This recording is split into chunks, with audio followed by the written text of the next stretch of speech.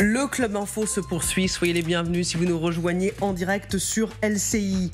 Poutine est-il mis en échec en Ukraine? La question peut paraître contre-intuitive, mais nous allons vous montrer carte à l'appui comment Moscou s'est enlisé et a même reculé depuis pratiquement 2 ans, ce que le Kremlin refuse d'admettre. Souvenez-vous, il y a 2 ans, ces colonnes de chars qui déferlaient sur l'Ukraine, direction Kiev. Poutine était à l'époque censé envahir l'Ukraine en quelques jours. Ces colonnes de chars avaient suscité l'effroi en Ukraine. L'opération militaire spéciale avait été déclenchée pour protéger les victimes du régime de Kiev, selon Poutine. Мною принято решение о проведении специальной военной операции. Ее цель – защита людей, которые на протяжении 8 лет подвергаются издевательствам, геноциду со стороны киевского режима. Кто бы ни пытался помешать нам, а тем более создать угрозы для нашей страны, для нашего народа, должны знать, что ответ России будет незамедлительным и приведет вас к таким последствиям, с которыми вы в своей истории еще никогда не сталкивались. Мы готовы к любому развитию событий. Force est de constater que 2 ans plus tard, Poutine a fait face à des difficultés qu'il n'avait pas anticipées. Colonel, on a choisi 3 cartes qui représentent 3 instants T du conflit. La première, c'est mars 2022. Nous sommes quelques semaines après le début de la guerre et on voit bien, alors les territoires qui sont représentés en rouge, ce sont les territoires que les Russes ont occupés peu de temps après le déclenchement de l'opération, et on voit bien que la progression est fulgurante autour de la capitale ukrainienne, dans le nord-est autour de Kharkiv et autour de la région de Kherson. À ce moment-là, on pense que Poutine ne va faire qu'une bouchée de l'Ukraine. Mais si on revient pratiquement 1 an plus tard, en février 2023, regardez, c'est comme assez criant. Regardez les territoires rouges là, ils ne sont plus là, car la contre-offensive ukrainienne a permis à Kiev de récupérer de nombreux territoires, de reprendre Kherson. Et regardez ce qu'il reste à la Russie, ce sont des territoires en rouge, en orange, ça c'est la Crimée, on a une partie du Donbass, ça ce sont les territoires annexés entre guillemets par Poutine. Et si on revient maintenant, février 2024, regardez, le front est quasiment gelé. On a toujours les territoires représentés au rouge, occupés par Moscou, qui n'ont quasiment pas bougé. Alors, colonel, est-ce qu'on peut dire que finalement, Poutine n'a pas réussi à mener l'opération tant espérée? Et on voit bien avec ce triptyque l'évolution depuis 2 ans. Absolument. Alors, en fait, Poutine a essayé de mettre Kiev en échec et mat, hein, notamment en prenant Kiev, en essayant de prendre Kiev. Il s'est arrêté au nord de Kiev, en essayant de renverser son gouvernement et en même temps en prenant des territoires, notamment la ville de Kharkov qui est importante. C'est l'ancienne capitale historique de l'Ukraine, mais c'est une ville occupée, enfin avec beaucoup de Russes, avec une population qui parle russe. Alors en fait, ça ne va pas durer très longtemps parce que les Ukrainiens résistent. Et donc cet échec et mat, cette guerre éclair, ce blitzkrieg a raté, à mon avis, parce qu'il était insuffisamment préparé, d'une part. Quand on se lance dans une opération comme ça, on prépare, on ne voit pas des grandes colonnes de blindés hein, qui restent, que tout le monde voit par satellite et qui peuvent être détruites facilement, ce qui a été le cas. Cette opération a été mise en échec aussi parce qu'il a voulu faire effort partout en même temps, oui, avec des effectifs insuffisants. En fait, à peine une centaine de milliers d'hommes sur l'ensemble du territoire face à un ennemi ukrainien qui était déterminé et qu'il avait sous-estimé. Et qui a permis à Kiev de reprendre... Alors en fait, voilà, Kiev, aidé par les Occidentaux, mais d'abord avec ses propres moyens, a repris l'initiative. Donc là, Poutine a perdu son initiative. C'est-à-dire qu'en fait, c'est lui maintenant qui subit les assauts de Kiev, donc il perd Kharkov ou Kharkiv. Par contre, il essaie de se stabiliser sur une ligne Bakhmout, Kherson, Odessa, enfin Odessa exclu, pour bien sûr préserver la Crimée. Mais si vous voulez, là où il a échoué, c'est que la Crimée, en fait, n'est pas si sûre que cela parce que les Ukrainiens, sans marine, uniquement avec des drones, avec des moyens tout à fait modernes, ont réussi à tenir en échec la marine russe de la mer Noire et à l'empêcher notamment d'aller sur les eaux internationales. D'autre part, Poutine ne réussit à obtenir quelques succès locaux que grâce à sa supériorité d'artillerie, sa supériorité de feu. Et donc on en est à un front statique. Donc je dirais qu'il a voulu mettre les Ukrainiens échec et mat, les Ukrainiens ont repris l'avantage. Et là, ce qu'il cherche à faire, c'est ce que appellent les joueurs d'échecs, c'est un pat. Un échec et pat, c'est-à-dire faire une guerre sans vainqueur, mais où il aura quand même obtenu des territoires. Évidemment, ce dont ne veulent pas les Ukrainiens. Mais évidemment, il sait que si les Ukrainiens n'ont pas l'effort des Occidentaux voulus, si les Ukrainiens ont trop de pertes qui sont insupportables pour leur opinion publique, eh bien, il aura quand même réussi cet échec et pat, je dirais, c'est-à-dire cette manière de stabiliser des territoires qui représentent, je pense, 17% de l'Ukraine. Évidemment, les Ukrainiens n'auront pas eu ce qu'ils auraient voulu, c'est-à-dire reconquérir, y compris la Crimée, qui est les Russes depuis 2014, que Poutine a conquis en 2014. Alors, pour le coup, cette opération était mieux préparée, il n'y a eu pratiquement aucune victime, et puis ça a été rapidement mené. Donc voilà, Poutine a été mis en échec par rapport à ses objectifs de guerre initiaux. Il voulait annexer l'Ukraine, il voulait intégrer l'Ukraine de force dans un ensemble russe, et puis il est tombé sur des Ukrainiens qui ont résisté, sur des Occidentaux qui ont aidé les Ukrainiens, qui leur ont apporté la logistique nécessaire, pas suffisante pour reconquérir tout l'espace perdu, mais suffisante pour résister à Poutine. Donc Poutine est mis en pâte et il voudrait, je pense, sauvegarder ses acquis et puis amener les Ukrainiens à la table des négociations, notamment via les Occidentaux, via des Occidentaux dont les gouvernements vont peut-être changer, via leurs opinions publiques. Hier, on a entendu « Monsieur le Président, on ne veut pas de votre guerre » chez certains agriculteurs. Donc là aussi, Poutine mise sur l'impopularité de la guerre dans les opinions publiques occidentales, sur la crise économique qu'elle pourrait occasionner, cette aide à l'Ukraine, au plan occidental. Donc il n'a pas encore complètement perdu la partie en termes stratégiques, mais il a perdu la partie dans la mesure où il a raté son objectif initial, qui était l'intégration de l'espace ukrainien et de la population ukrainienne dans un ensemble plus vaste qui est l'Empire russe. On poursuit le débat, colonel, avec vous et avec nos invités, notamment à la lumière de ce qu'a dit Jean-Yves Le Drian, l'ancien ministre des Affaires étrangères, dans le Figaro. Et lui aussi considère qu'on oublie trop souvent de dire que Vladimir Poutine a perdu des territoires, a été mis en échec. Il dit « Quand je fais le bilan, ce que je vois, c'est l'échec de la Russie. Qui aurait prédit que l'Ukraine résisterait si bien et que l'opération spéciale du Kremlin serait un échec ? N'oublions pas que les militaires russes qui sont entrés en Ukraine depuis la Biélorussie avaient dans leur pactage leur uniforme de parade. Ils prévoyaient de défiler à Kiev quelques jours plus tard. Cet échec est dû, selon Jean-Yves Le Drian, à plusieurs erreurs d'appréciation de la part de Vladimir Poutine. Poutine a surestimé ses forces, il a subi des échecs cuisants et même des humiliations. On en parlait, la destruction du croiseur Moskva, les frappes contre le pont de Kerch en Crimée, le reflux de la flotte de la mer Noire. Patrick Martin-Génier, Poutine est donc affaibli plus qu'il ne veut l'admettre.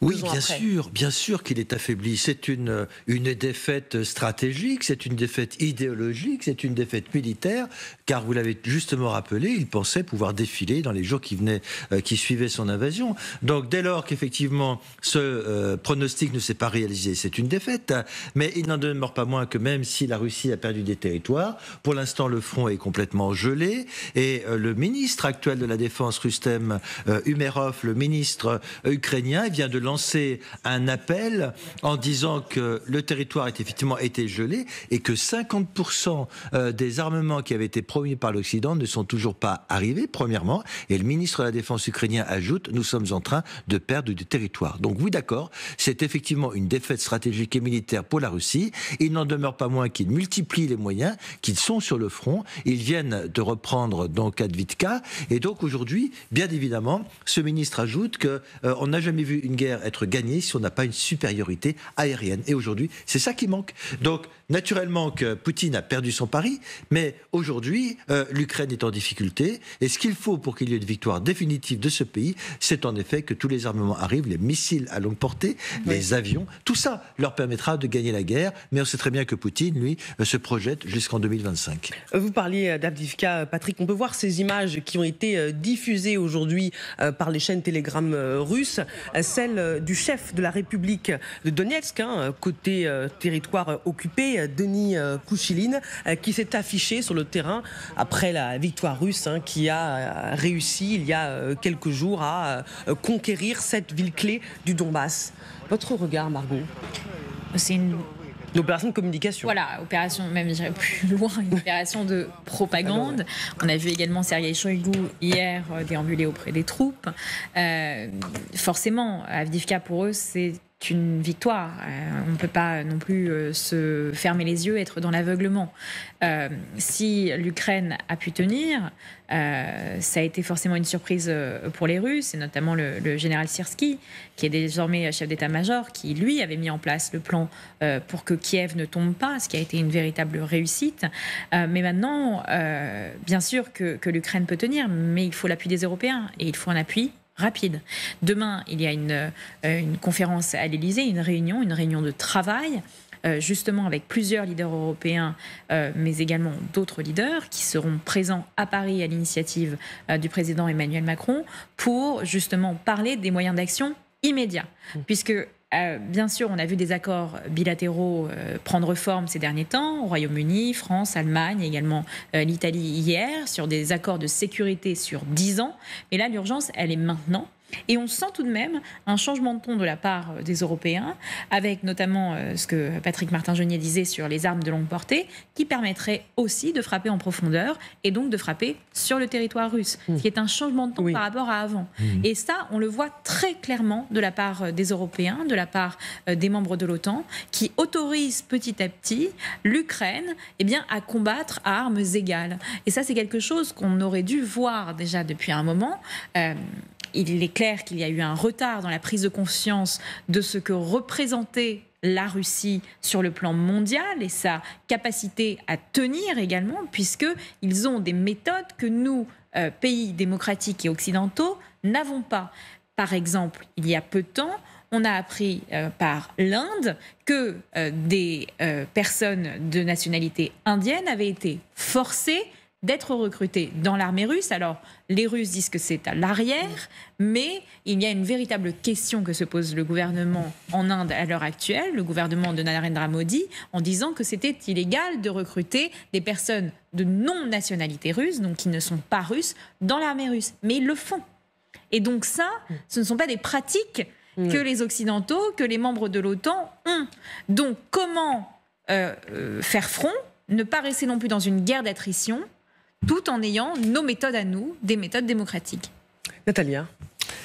Je vais essayer d'être brève. Il y a 4 types de guerres. Premier type de guerre, vous allez envahir un territoire, vous tuez tout le monde, et c'est à vous, c'est matériel. Les autres sont des barbares, nous on veut leur bien. Deuxième type de guerre, c'est comme au Moyen-Âge, quand les rois de l'Europe luttaient les uns contre les autres, et ça rappelle un peu comme les petits-enfants chez le notaire qui luttent pour l'héritage de leur tante.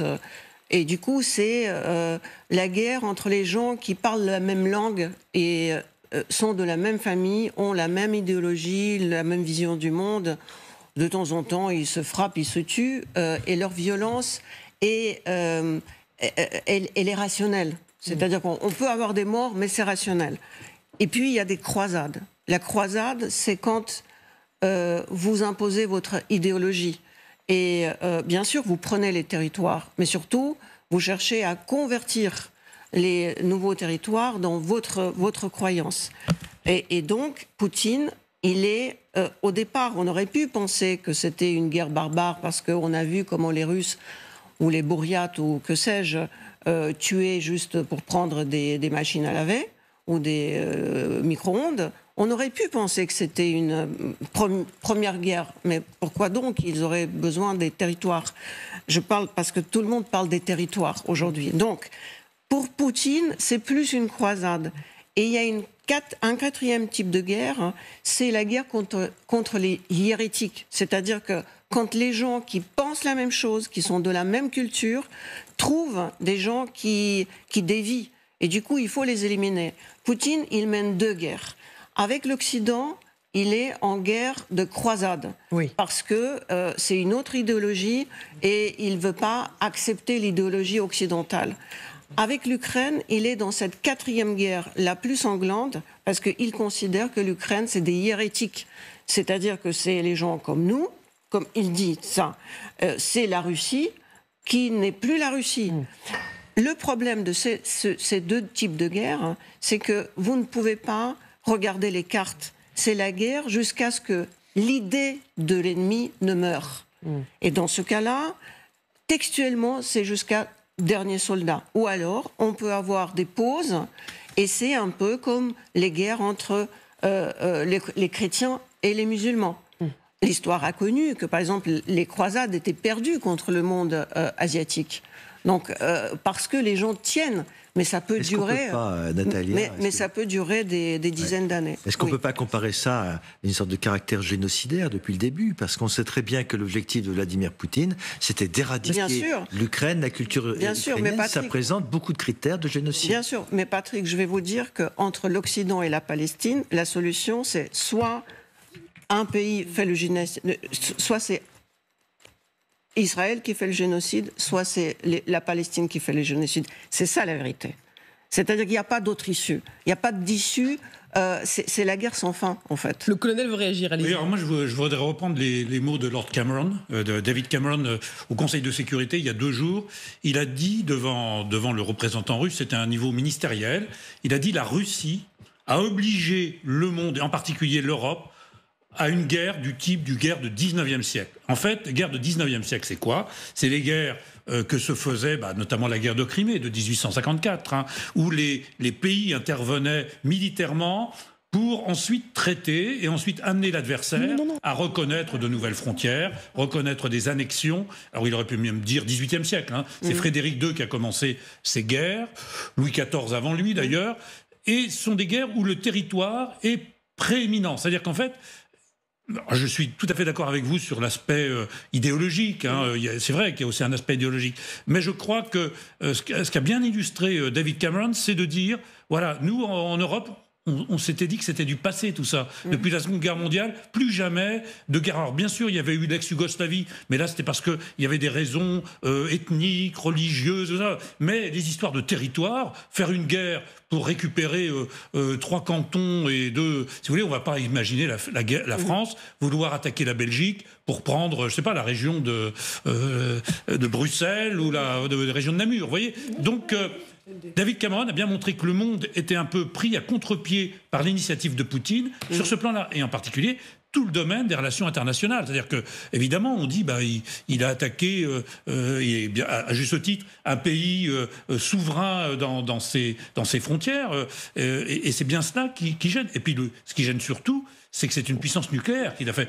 On aurait pu penser que la Russie faisait partie des adultes, c'est-à-dire des gens qui avaient bien intégré les horreurs des 2 conflits mondiaux, et pour ne pas en créer ou risquer d'en créer un 3e, pas de chance, c'est un pays qui reprend une idéologie, enfin une vision stratégique du 19e siècle. Et surtout qu'il l'avait toujours dit, Vladimir Poutine. Rappelez-vous de ces mots. La Russie n'a pas de frontières. Il l'avait dit lors d'une conférence en 2016 de la Société russe de géographie, où justement, il disait que les frontières de la Russie ne s'arrêtaient nulle part. Et on a tendance à ne pas écouter ce que les dirigeants du monde disent, parce qu'on prend ça comme des menaces en l'air, alors que parfois, il y a un semblant de vérité à l'intérieur. Oui, il faut écouter ce que dit Vladimir Poutine. On va partir sur le terrain. Et Donald Trump également. Et Donald Trump également. Vous en savez quelque chose, vous qui allez régulièrement suivre la campagne aux États-Unis.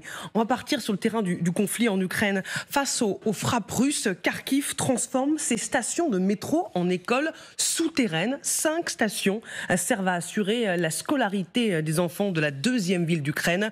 Un peu plus de 2000 élèves y sont scolarisés. Les autres suivent les cours à distance. Et depuis le début de l'année, des classes de maternelle ont été ouvertes. Regardez ce reportage, ce document LCI signé Gwendoline de Bono, Vincent Wartner et Yevhen Semekin.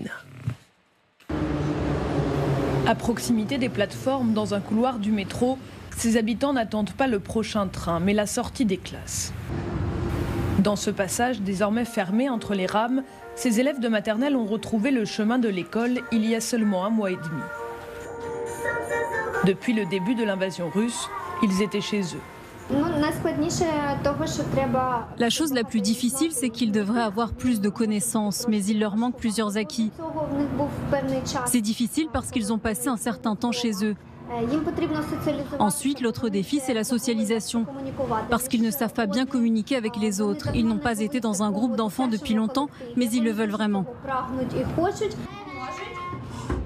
Les quelques 2000 élèves scolarisés dans le métro de Kharkiv ont 2 heures de cours par jour. Ils ont besoin de temps pour s'adapter, dit l'enseignante.